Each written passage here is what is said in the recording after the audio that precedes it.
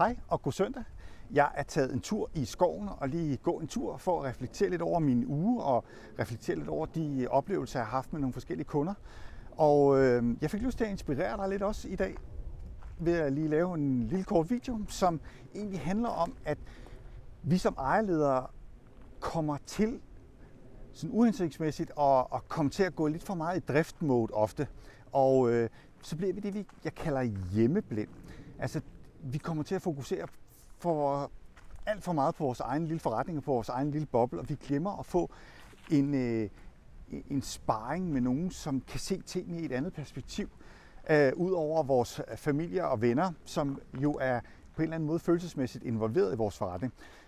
Så det her med at have en ekstern partner, som kan komme og se tingene på en helt ny måde, end man selv lige kan, det har altså stor betydning for, om man kan flytte sin forretning op på det næste niveau.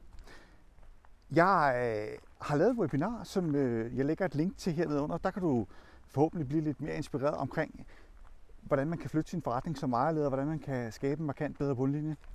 Hvis du ellers har brug for mere inspiration, jamen, så kan du altid booke en samtale med mig på et andet link, jeg linker hernede under. Så jeg håber, jeg kan inspirere dig, og ellers vil jeg da bare ønske dig en helt fantastisk og magisk søndag. Vi ses derude.